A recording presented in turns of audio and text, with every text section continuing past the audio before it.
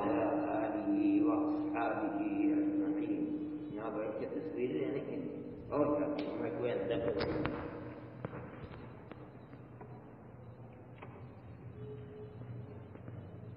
کل جو بات چل رہی تھی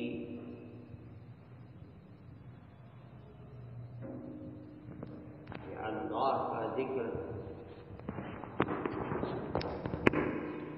آدمی کو ہر وقت پڑھنا چاہیے اور خاص طریقے پر رمضان کے دن اور رات اللہ کے ذکر کے لیے اللہ کے یہاں قبولیت کے سلسلے میں بہت اثر رکھنے والے قرآن میں اللہ نے فرمایا ہے یا ایھا الذین آمنوا اذکروا اللہ ذکرا کثیرا، اے ایمان والو اللہ کا ذکر کرو، اللہ کو یاد کرو اور بہت یاد کرو۔ صرف یاد ہی کرنا نہیں بلکہ فرماتے ہیں ذکرن کثیرن، ذکر یاد کرو اور بہت یاد کرو۔ کل یہ بات ہوئی تھی کہ اللہ کا ذکر رمضان کے مہینے میں خاص طریقے پر ہمیں جو ہدایت ملی ہے اللہ کے نبی کی طرف سے وہ یہ ہے کہ قرآن کو کثرت کے ساتھ پڑھا جائے۔ یہ اللہ کا ذکر ہے، سبحان اللہ الحمدللہ لا الہ الا اللہ اللہ اکبر، یہ بھی اللہ کا ذکر ہے۔ افضل الذکر لا الہ الا اللہ فرمایا گیا، لا الہ الا اللہ بھی اللہ کا ذکر ہے۔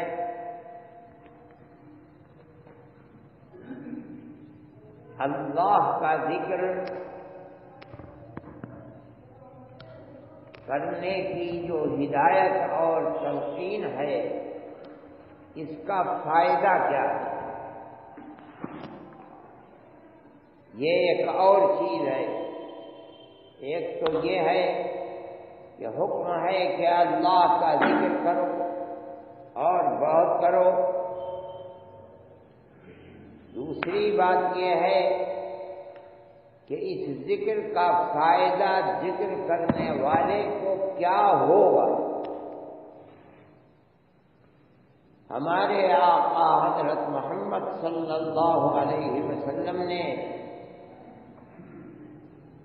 کسی چیز کو جس سے ایمان والوں کو اللہ کی قربت حاصل ہو سکتی ہے بیان کیے بغیر چھوڑا نہیں ہے۔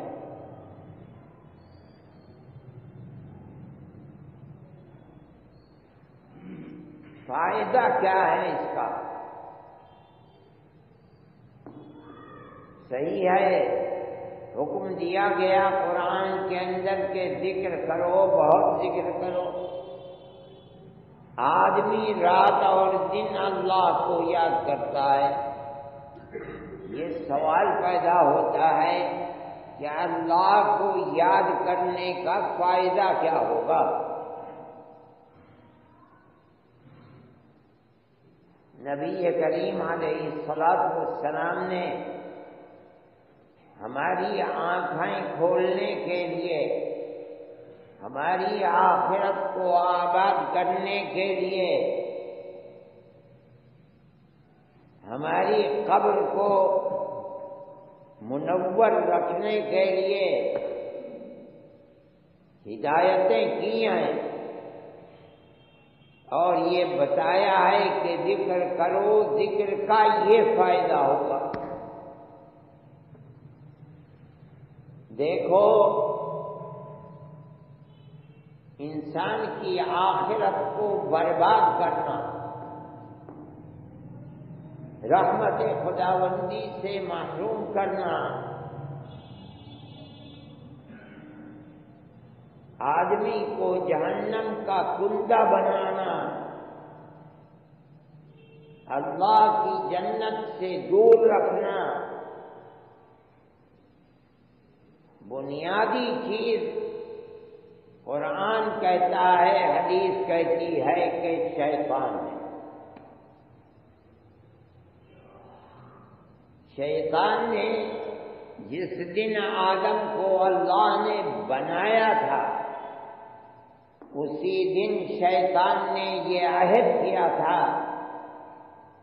کہ میں کسی آدم کی اولاد کو تیرے راستے پر لگنے نہیں دوں گا۔ قرآن نے ذکر کیا ہے کہ جب آدم کو جنت کے اندر اللہ نے روح ڈالی تو جنت کے سب رہنے والوں سے، فرشتوں سے یہ کہا کہ آدم کو سجدہ کرو۔ سب نے سجدہ کیا مگر شیطان، جو جنت میں اپنی عبادت کی وجہ سے پہنچا دیا گیا تھا، حالانکہ وہ جنتی نہیں تھا، دنیا کا رہنے والا شیطان۔ شیطان کا مطلب ہے جن۔ قرآن کہتا ہے کان من الجن ففسق عن امر ربہ۔ شیطان تو اصل میں جن ہے، جن بہت ہیں، شیطان بھی جن ہے، لیکن شیطان عبادت کرتے کرتے کرتے کرتے اتنا رتبہ ملا کہ جنت میں پہنچ گیا۔ اب اللہ فرماتے ہیں کہ سجدہ کرو، شیطان نے منع کر دیا، اب انکار کر دیا۔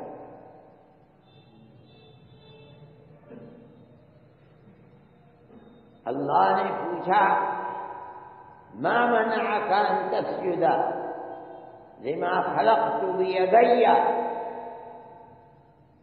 جس کو میں نے اپنے دونوں ہاتھوں سے بنایا۔ مطلب یہ نہیں ہے کہ اللہ بنانے میں ہاتھوں کا محتاج ہے یا اللہ کے ہاتھ ہیں، یہ بتانا مقصد ہے ایک ہاتھ سے بنی ہوئی چیز کامل و مکمل نہیں ہوتی، دونوں ہاتھوں سے جس چیز کو بنایا جائے وہ زیادہ صاف اور ستھری اور کامل و مکمل ہوتی ہے۔ مطلب ہے جس کو میں نے اپنی قدرت کا مکمل نمونہ بنایا ہے، تو نے اس کو سجدہ کیوں نہیں کیا؟ شیطان تھا، بدقسمت تھا، کہنے لگا اللہ میاں آپ نے تو بات ہی الٹی کی ہے، تو میں سجدہ کیسے کرتا؟ ہونا تو یہ چاہیے تھا کہ آپ آدم کو کہتے کہ وہ مجھے سجدہ کرے، بجائے اس کے آپ نے مجھ سے کہا کہ میں آدم کو سجدہ کروں۔ یہ کیسے ہوگا؟ خلقتنی من نار وخلقتہ من طین، اس کو آپ نے مٹی سے بنایا، مٹی تو خاک ہے، اوپر پھینکو نیچے آتی ہے، لوگوں کے پیروں میں رونی جائے گی، اور مجھے آپ نے بنایا ہے آگ سے، زمین پر لگاؤ آسمان پر جاتی ہے،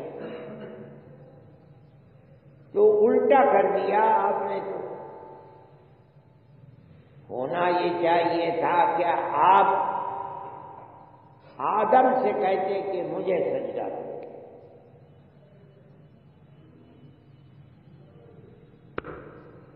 اللہ نے جہنمی تھا، جنت میں پہنچ گیا تھا، جنت سے نکال دیا، اخرج منہا فإنک رجیم، نکل گیا۔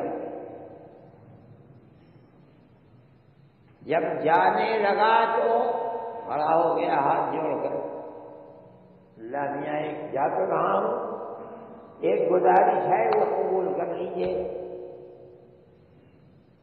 پوچھا کیا ہے؟ قال انظرنی الی یوم یبعثون، مجھے قیامت تک کی مہلت دے دیجیے، زندگی دے دیجیے۔ فرمایا جا ہم نے تجھے زندگی دے دی، انک من المنظرین۔ جب دیکھ لیا کہ اللہ نے دے دیا زندگی اور جھوٹ نہیں بولے گا تو اب تن کر کے کھڑا ہو گیا، اس کی وجہ سے آپ مجھے جنت سے نکال رہے ہیں، میں دیکھوں گا یہ کیسے جنت میں رہے گا، اس کی اولاد کیسے جنت میں رہے گا۔ لآتینہم من بین ایدیہم ومن خلفہم وعن ایمانہم وعن شمائلہم ولا تجد اکثرہم شاکرین۔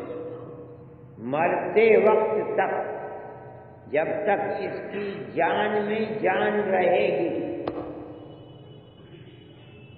میں باز نہیں آؤں گا، سامنے سے آ کر کے اس کو تیرے راستے سے بہکاؤں گا۔ اگر میرا بس سامنے سے نہیں چلے گا، پیچھے سے جا کر کے بہکاؤں گا۔ وعن ایمانی، وہاں سے نہیں چلے گا، داہنی طرف سے آ کے بہکاؤں گا۔ وعن شمائلی، بائیں طرف سے بہکاؤں گا۔ مگر میں آخری دم تک کوشش ہر اس کی اولاد کے لیے اور اس کے لیے یہ کرتا رہوں گا تو میں اسے جنت سے محروم کروں۔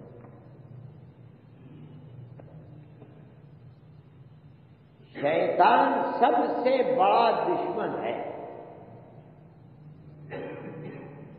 اور در حقیقت دشمنی اس کی مومنی کے لیے ہے۔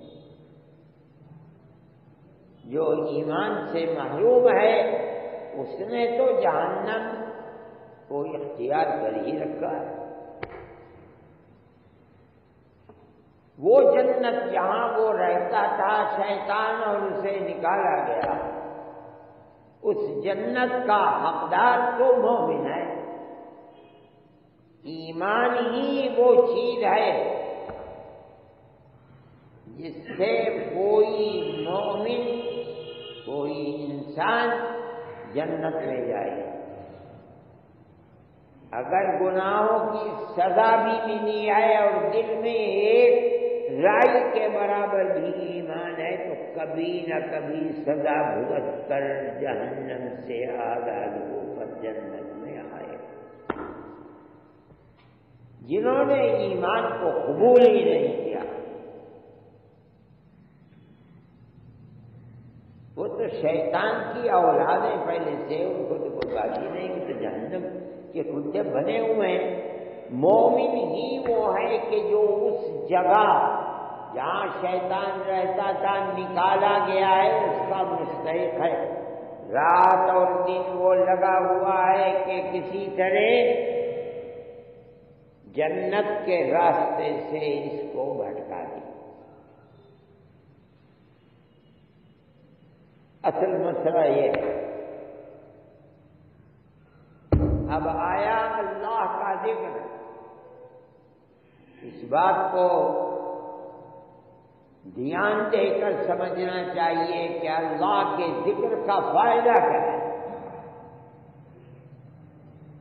ہمارے آقا حضرت محمد صلی اللہ علیہ وسلم نے فرمایا مثل من يذكر الله تبارك وتعالى كمثل رجل خرج العدو في إثره۔ ایسی مثال ہے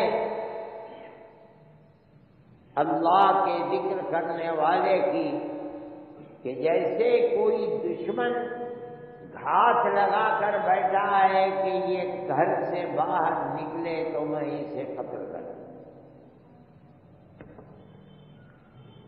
گھر میں بیٹھے ہوئے آدمی کو پتہ نہیں کہ دشمن گھاٹ میں بیٹھا ہوا ہے، وہ غفلت میں باہر نکلا، پیچھے سے وہ دوڑا مارنے کے لیے، آدمی جان بچا کر بھاگا۔ اب آگے آگے ذکر کرنے والا مومن بھاگ رہا ہے اور پیچھے دشمن ہے تلوار لیے ہوئے مارنے کے لیے، وہ جان بچا کر بھاگ رہا ہے اور یہ جان لینے کے لیے پیچھے دوڑ رہا ہے۔ تقدیر اچھی تھی کہ دوڑتے بھاگتے بھاگتے ایک قلعہ مضبوط مل گیا، اور اتفاق سے تقدیر اچھی تھی، دروازہ کھلا تھا، یہ اس میں گھسا اور دروازے بند کر کے کنڈی لگا لی۔ یہ مثال ہمارے آقا حضرت محمد صلی اللہ علیہ وسلم نے حدیث میں دی ہے، اور اس دشمن سے جو قتل کرنے کے لیے پیچھے بھاگ رہا تھا جان بچا لی۔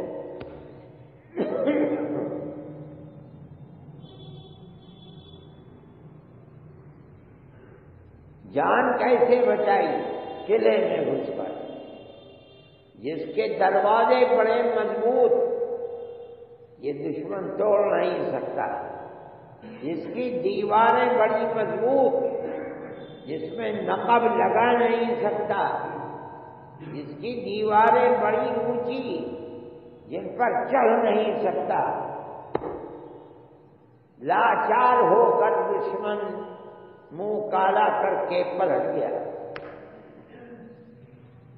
اور جس کی جان لینے کے لیے یہ دشمن دوڑ رہا تھا وہ قلعے کے اندر محفوظ ہو گیا۔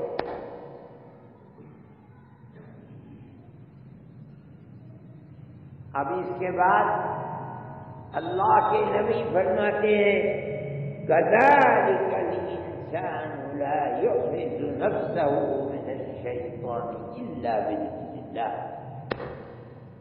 بالکل اسی طرح کوئی مومن اپنے آپ کو شیطان سے محفوظ رکھ ہی نہیں سکتا سوائے اللہ کے ذکر۔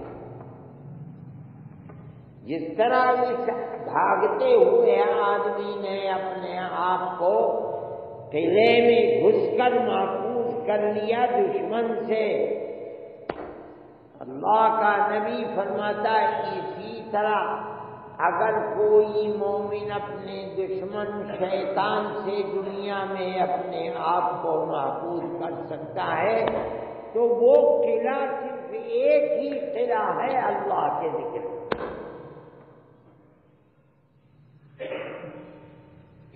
جہاں شیطان کا گزر نہیں ہے۔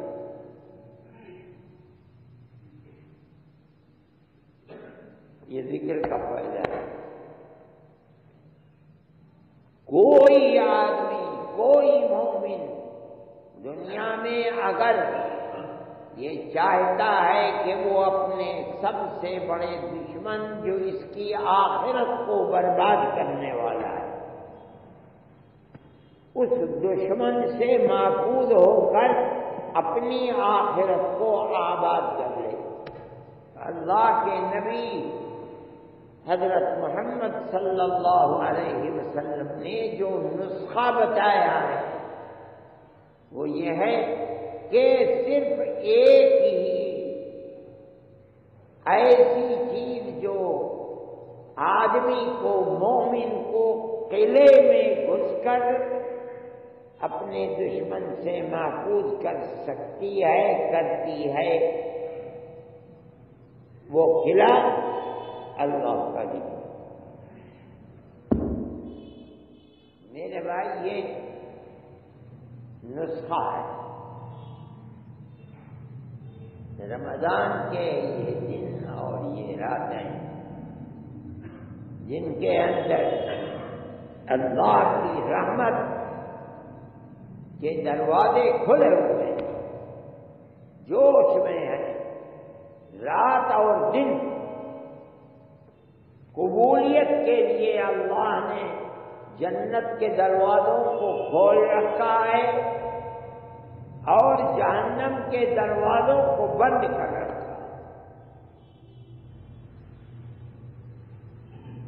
وہ چیز جو کسی مومن کو مومن کی آخرت کو بنانے والی ہے وہ اللہ کا ذکر ہے۔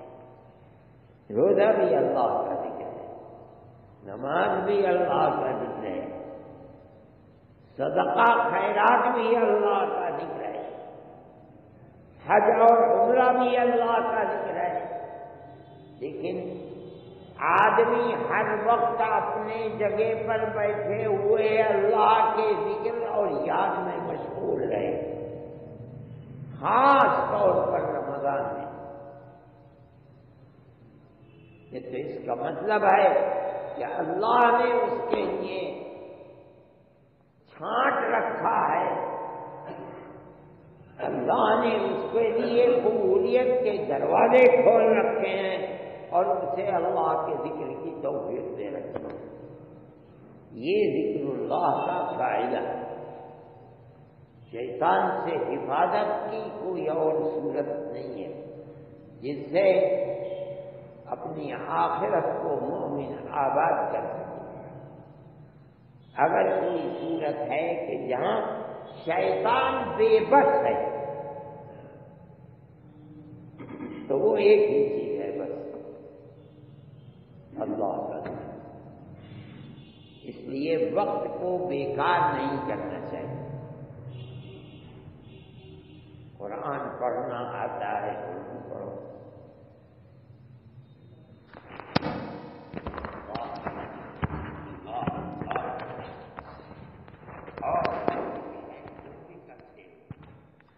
راتیں کر کے آپس میں اپنے وقت کو خراب کرو، یہ بڑی معلومی کی بات ہے۔ اللہ ہم سب کو شیطان کے قید اور مکر سے محفوظ کرے۔ اللہ زیادہ سے زیادہ اپنی یاد کی توفیق عطا فرمائے، ہماری دنیا کو بھی آباد فرمائے، ہماری آخرت کو بھی آباد فرمائے۔ Thanks for watching. Don't forget to like, comment, share and subscribe to Al Wahid channel.